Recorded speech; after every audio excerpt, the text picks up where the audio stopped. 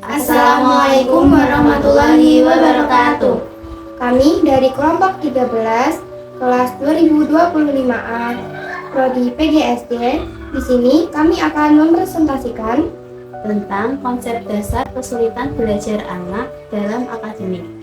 Video ini ditujukan untuk memenuhi tugas UTS dengan matkul Psikologi Pendidikan dosen pengampu Bapak Syauqi Malik.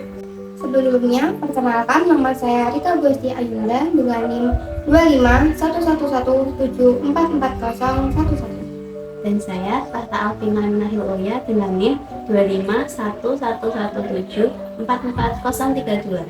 Dan saya Arisela Saikti dengan NIM 251117444027. Pengertian kesulitan belajar. Kesulitan belajar merupakan suatu kondisi tertentu yang ditandai dengan adanya hambatan-hambatan dalam kegiatan mencapai suatu tujuan, sehingga memerlukan usaha yang lebih keras untuk dapat mengatasinya. Faktor yang memengaruhi kesulitan belajar ada dua, yaitu pertama, faktor internal. Faktor internal yang dapat menyebabkan kesulitan belajar bagi siswa antara lain kemampuan intelektual, motivasi, kesehatan, sikap, dan minat. Yang kedua, faktor eksternal. Faktor eksternal yang dapat menyebabkan kesulitan belajar bagi siswa berupa guru, lingkungan keluarga, lingkungan sekolah, dan lingkungan masyarakat. selanjutnya yaitu gejala siswa yang mengalami kesulitan belajar. Yang pertama yaitu menunjukkan prestasi belajar yang rendah atau berada di bawah rata-rata yang dicapai oleh siswa lain dalam satu kelas. Yang kedua, hasil belajar atau prestasi belajar yang diperoleh tidak seimbang dengan usaha yang dilakukan. Artinya, meskipun usahanya sudah keras, namun nilainya selalu rendah. Yang ketiga, siswa lambat dalam melakukan tugas-tugas belajar. Artinya, ia selalu tertinggal dalam mengerjakan soal-soal, dalam mengerjakan tugas-tugas, dan sebagainya. Yang keempat, siswa menunjukkan sikap yang tidak atau kurang wajar selama proses pembelajaran. Misalnya, membolos, sering tidak masuk pada mata pelajaran tertentu, dan sebagainya. Yang terakhir, yaitu menunjukkan perilaku menyimpang. Misalnya, suka membolos, tidak mengerjakan tugas-tugas, tidak mau bekerja sama dengan teman-temannya, terisolasi, dan sebagainya. Jenis-jenis kesulitan anak dalam belajar. Yang pertama ada disleksia, yaitu kesulitan membaca. Ini kemampuan membaca anak berada di bawah kemampuan yang seharusnya.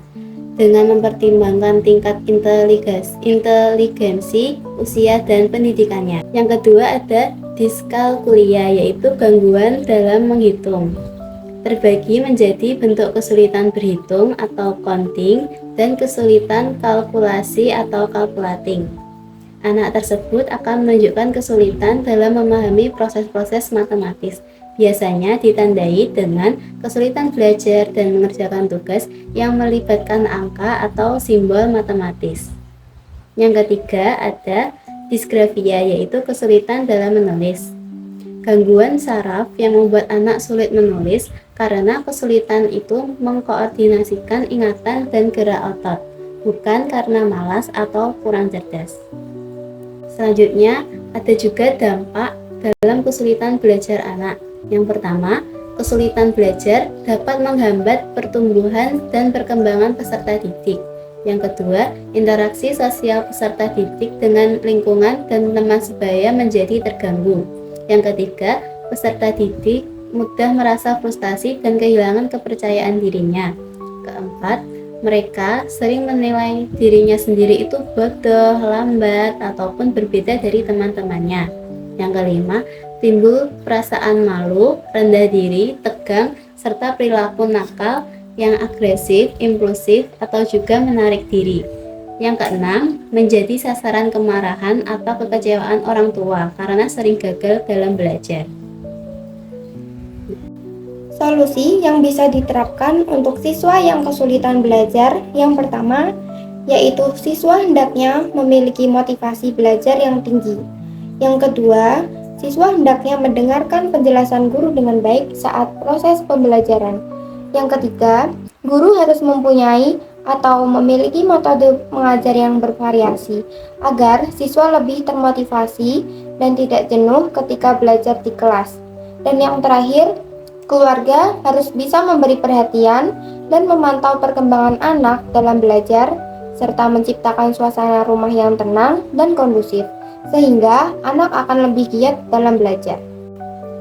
Terima kasih sudah mendengarkan presentasi kami dari awal hingga akhir. Jika ada kesalahan yang disengaja maupun tidak disengaja, kami mohon maaf. Semoga bermanfaat. Wassalamualaikum warahmatullahi wabarakatuh.